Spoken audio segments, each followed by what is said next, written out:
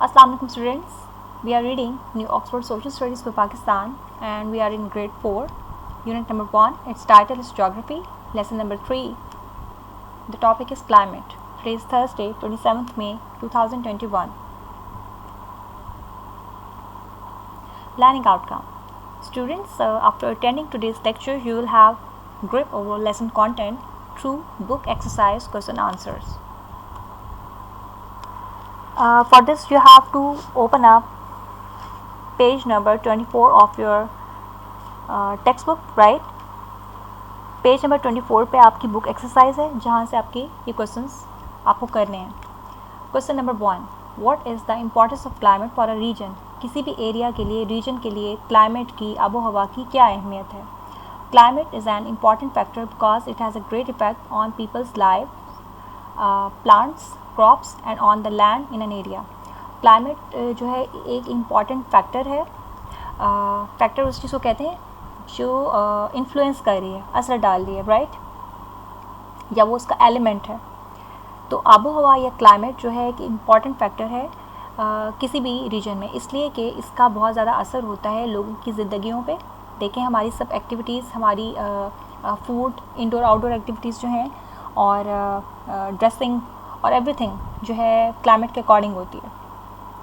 और फिर क्लाइमेट का प्लांट्स पे इफेक्ट होता है, क्रॉप्स, फसलों पे. विंटर वाली समर में नहीं उगा सकते और समर वाली विंटर में नहीं उगा सकते. And on the land in an area, और लैंड भी उसके अकॉर्डिंग ही होती है. जैसे वेट क्लाइमेट है तो लैंड जो है फर्टाइल है, और ड्राई क्लाइमेट है तो लैंड जो है वो डेजर्ट में कन्वर्ट हो जाती है. सो क्लाइमेट का जो है बहुत ज़्यादा इंपॉर्टेंट इफेक्ट होता है. Question number 2, look at the map of Pakistan on page number 19. Which part of the country is warmer. तो अगर हम मैप को देखें तो हमें पता चलेगा द साउदर्न और southern part of Pakistan is warmer. Pakistan का जो सदर्न या साउदर्न पार्ट है वो ज़्यादा गर्म है. Question 3, explain how the height of a place affects it's climate. ये हमें पता होना चाहिए. जो हाईलैंड है या माउंटेनस एरियाज़ हैं, आपको पता है वहाँ पे इट्स कोल्ड, वहाँ पे सर्दी होती है. तो हाइट जो है किसी भी प्लेस की बहुत ज़्यादा मैटर करती है. The higher a place is the colder it's atmosphere becomes. Simple answer कि जितनी ऊंची, जितनी ज़्यादा एक जगह होगी, हाइट पे होगी, the colder it's atmosphere becomes, तो उतना ही ठंडा इसका एटमॉस्फेयर बन जाता है, इसकी फ़िज़ा जो है वो उतनी ठंडी हो जाती है. Question 4, why do you think is rainfall such an important factor for climate. आपको बताना है कि बारिश जो है वो क्लाइमेट के लिए, आबो हवा के लिए इतना इम्पॉर्टेंट फैक्टर क्यों है, इतना इम्पॉर्टेंट एलिमेंट क्यों है. Rainfall is an important factor as it encourages plants growth and secondly it cools and balances the temperature. बारिश जो है वो इम्पॉर्टेंट फैक्टर इस वजह से है कि ये प्लांट्स की ग्रोथ को एनकरेज करती है. एनकरेज करने का मतलब इसकी वजह से प्लांट्स ज़्यादा उगते हैं. And secondly it cools and balances the temperature. इसकी वजह से जो है वो टेम्परेचर जो है वो ठंडा रहता है, कम भी रहता है और बैलेंस भी रहता है. ना बहुत गर्म ना बहुत ठंडा, मतलब मॉडरेट रहेगा या प्लेजेंट एनवायरनमेंट होगा. Question number 5, what effect does closeness to the sea have on the climate of a place. अगर कोई प्लेस जो है वो सी के क्लोज है तो उसका उसके क्लाइमेट पे क्या इफेक्ट होता है. Places close to the sea have the advantage of cool sea breezes blowing over the land and cooling it. जो प्लेसेस जो हैं सी समंदर के क्लोज होती हैं तो उन्हें ये फ़ायदा होता है कि सी की साइड से कूल ब्रीजेस चलती हैं, प्लेजेंट ठंडी हवाएं चलती हैं जो उस एरिया में आती हैं और उसको कूल रखती हैं, thus dropping the temperature considerably. बड़ी नुमाया हद तक जो है टेम्परेचर फिर उन एरियाज़ में जो कि सी के क्लोज होते हैं डाउन रहता है.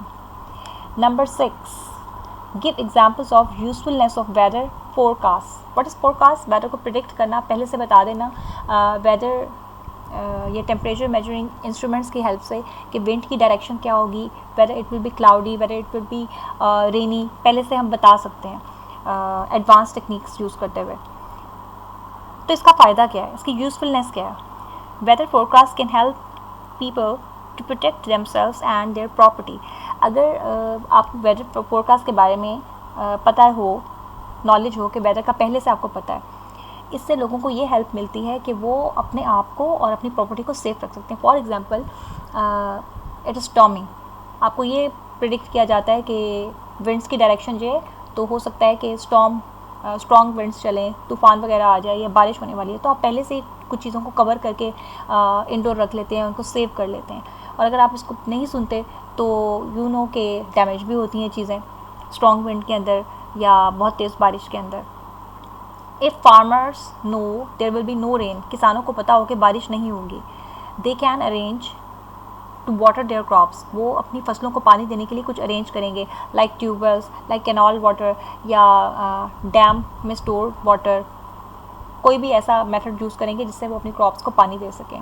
अगर उन्हें पता हो कि अब जो है इतनी बारिश नहीं होने जा रही, और इसमें कोई मैजिक नहीं है, सिंपल इज़ दैट कि जो टेम्परेचर ये रेन मेजरिंग इंस्ट्रूमेंट्स हैं, विंड की डायरेक्शन बताने वाले इंस्ट्रूमेंट्स हैं, उनसे आप पहले से मेजर करके आप बता देते हो कि ये विंड ऐसी आ रही है, ड्राई एरिया से आ रही है, ये वेट एरिया से आ रही है, तो इसमें मॉइस्चर होगी तो बारिश होगी, इस तरह की कुछ चीज़ें, मतलब कि ये कैलकुलेटेड है, इट्स नॉट अ मैजिक।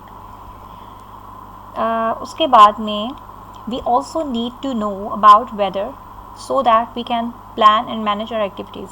हमें मौसम के बारे में जानना इसलिए भी ज़रूरी है ताकि हम अपनी जो एक्टिविटीज़ हैं उनको प्लान और मैनेज कर सकें।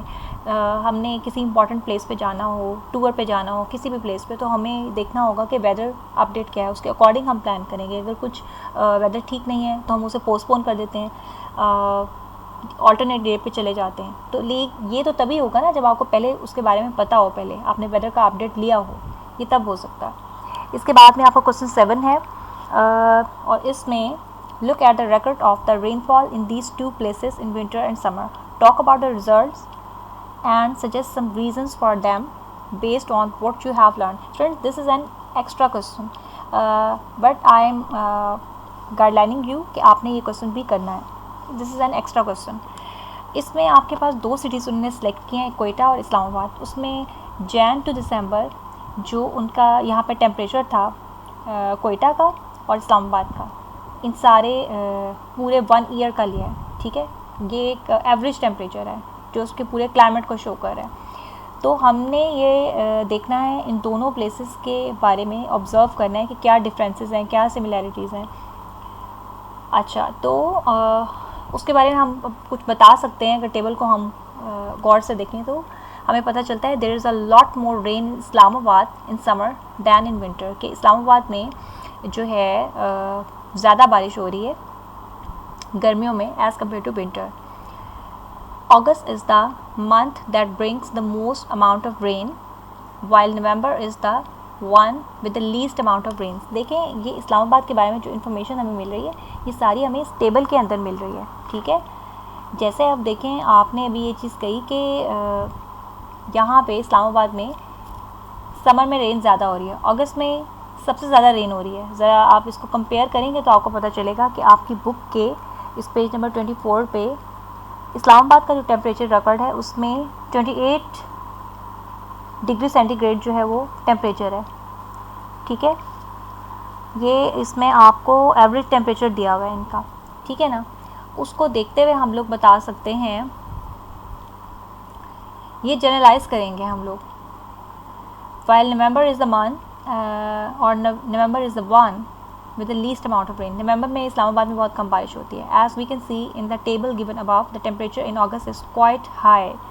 अगस्त में जो टेम्परेचर है वो बहुत ज़्यादा हाई है इस्लामाबाद में, 28 degree centigrade, right. In comparison November is quite a bit colder. अगर नवंबर में देखें तो इस्लामाबाद में टेम्परेचर 16 डिग्री, तो जितना टेम्परेचर डाउन होता है उतना ही बहुत मतलब कूल वेदर होता है उस टाइम। उसके बाद में Quetta receives little rainfall throughout the year. Its temperatures in August and November are considerably lower than those of Islamabad. यानी आप इन्हीं मंथ्स का, जैसे इस्लामाबाद ने कंपैरिजन किया था हमने अगस्त का और नवंबर का, तो अगर आप कोयटा का कंपेयर करें एट पेज नंबर 24 तो आपको पता चलेगा कि अगस्त में कोयटा का टेम्परेचर 24 डिग्री सेंटीग्रेड है और नवंबर में 9, यानी कि काफ़ी ज़्यादा ठंडक होगी यहाँ पे। उसके बाद में सेकंड पैराग्राफ में average annual rainfall in Islamabad is 941 millimetres. ये यहाँ टेबल में लिखा हुआ, ये हमें कुछ एक्स्ट्रा इन्फॉर्मेशन कलेक्ट करनी पड़ेगी। Average annual rainfall in Quetta is 244 millimetres, means कि इस्लामाबाद में ज़्यादा बारिश होती है और कोयटा में जो है वो कम होती है। I think it is because Quetta is situated on a plateau, Quetta जो है वो प्लेटू पे है, हाई फ्लैट लैंड पे, and Islamabad is closer to the mountains. तो क्वाइट सिंपल, इस्लामाबाद जो है माउंटेन्स हैं उसके अराउंड, तो उस